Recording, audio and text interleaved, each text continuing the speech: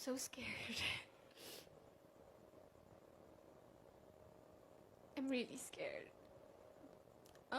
Dami kasing tanong about him and I'm tired of smiling and nodding. Inamin ni Maris Racal na hiwalay na sila ni Rico Blanco. Sa videos ng interview ng entertainment reporters kay Maris, naging emotional ito nang matanong tungkol kay Rico. Noong una ay sinasabi ni Maris na maayos ang kanilang relasyon pero nakatutok siya sa kanyang career. Nang tinanong si Maris kung hindi nagsiselo si Rico sa mga project niya, especially kasama ang kanyang ka-love team na si Anthony Jennings, sinabi ng aktres na very supportive si Rico. Sa career. So, mas priority mo pa rin yung career. Pero do you see yourself ending with Rico?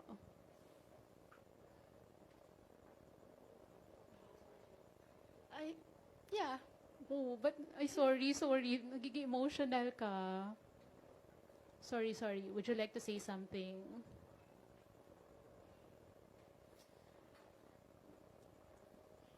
Can we request for tissue paper, please? Yes. Thank you. Yes, I will get it from here. Okay. Mary's have some. There.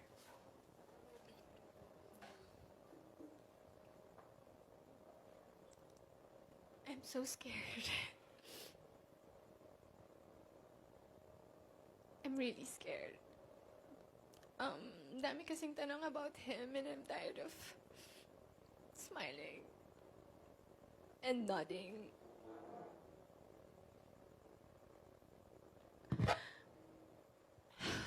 I'm so scared because if I announce it, then it's real.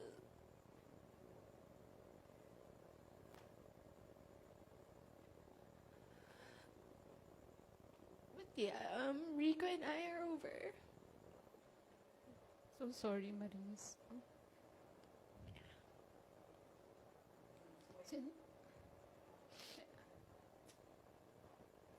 Okay lang bang mag-share ka, Maris? Kasi parang emotional ka. It's fresh. It's been a few weeks. Loneliest, emptiest weeks I've ever experienced in my life.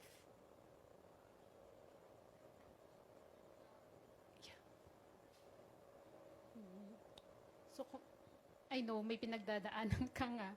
Pero paano ka nagko-cope up ngayon? Nanonood lang ako ng Bluey. Ayun lang. Well, walang nagtanong, but, nangyari? Oo. Well,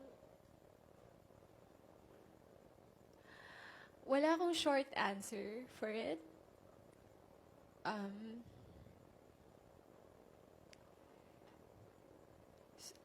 Hindi ko rin siya malabas ng isang statement lang kasi hindi ganun kadali. Hindi ganun kadali. Sobrang complicated niya na situation.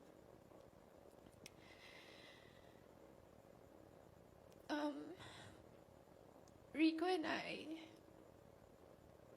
our universe was so beautiful. It was so full of love, laughter, music, everything. It's spontaneity, everything. Sa 5 years namin together, we were always on the same page. Always on the same page. But I don't know what happened to me. Maybe I turned to the next page and saw a new perspective sa life. I had visions of who I want to become, how I want to evolve. I'm so curious about the world. And the truth is, I am going through changes. And alam naman natin yun, change is either good or bad. But what I hate about change is that it's inevitable. Di mo siya matatakasan. And wala ka nang ibang gawin kundi you have to face it and confront it. Because it's been in the back of my head. So yeah, I told Rico about it. I told him my problems, my issues sa buhay. And he took it like a man. He took it like a man.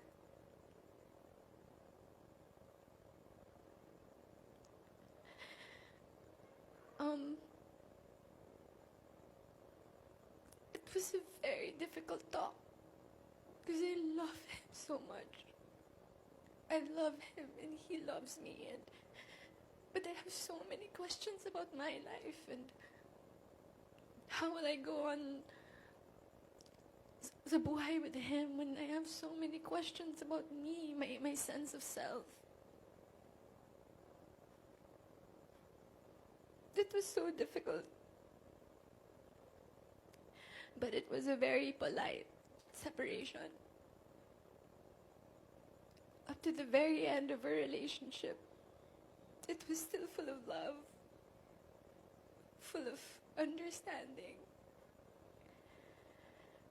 Enrico is one of a kind.